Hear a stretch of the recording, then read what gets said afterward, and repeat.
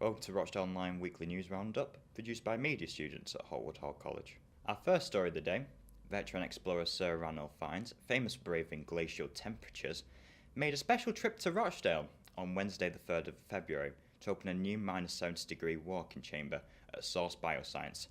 Referring to Sir Ranulph, Dr. Ash added, "As someone who can survive the extreme cold temperatures in unimaginable ways, both the North and South Pole, can't think of anyone better to be here today. Perhaps for him, it would be a walk in the park." A woman in her 80s was subjected to a terrifying ordeal when two men broke into her home on Rochdale Road in Milnrow. The victim was alone in her bed when the men entered her home by smashing their way through a back window. They then searched the house before entering the victim's bedroom and waking her up, then searched the bedroom for valuables before leaving via the broken rear window.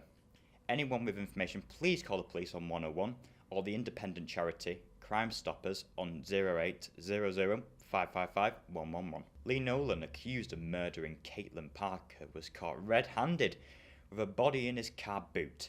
Nolan has been sentenced at Manchester Crown Court to life imprisonment and will serve a minimum of 18 years.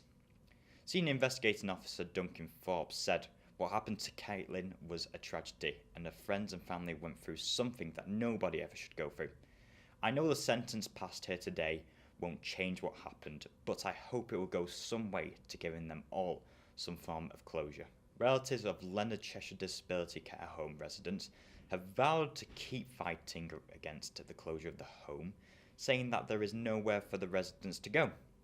The home, which provides specialist care to severely disabled residents of all ages, is to close its doors in March, leaving 22 disabled residents without a home. Hayley Outram said, "My brother has been in the home for 3 years now, and he's really settled there. He is quite dependent and needs specialist care. We just don't know what we're going to do. Nobody knows. It is a really stressful time for everyone, but there isn't much we can do." Flood support reaches 4,000 at latest charity gig.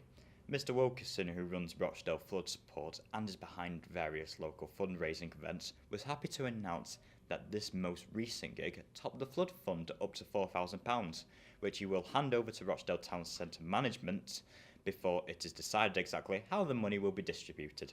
Mr. Wilkinson said, "The money from Friday is going into the overall fund to help some of the small independent businesses affected by the flooding in the town centre, mainly around the walk and the Esplanade, where the flooding was the worst." Today's sports news, Maggie Page wins gold in English Indoor Rowing Championships. Maggie Page of Hollingwood Lake Rowing Club leads from the start of the race, won gold with an outstanding effort in the women's J14 4-minute race, as the largest ever entry saw athletes come all over from the UK, Spain and the Faroe Islands to compete in the 18th English Indoor Rowing Championships at the Manchester Velodrome. Daisy Daniels clean sweep at the R-Thames Anglo Scottish Cup and BSA Championships. Daisy Daniels had a clean sweep at the R-Thames Anglo Scottish Cup and BSA Championships held in Les Uches, France last week. Daisy, 13, who attends Beach House School in Rochdale and trains at the Chill Factor in Manchester, she has also been selected to represent the GBR in Topolino in March this year and is looking forward to the English Championships in Bormino in February. Daisy said she would like to thank her sponsors Beach House School, Chill Factor, Solemn Sports, Fort Valley and H-Rig Properties for their continuous support.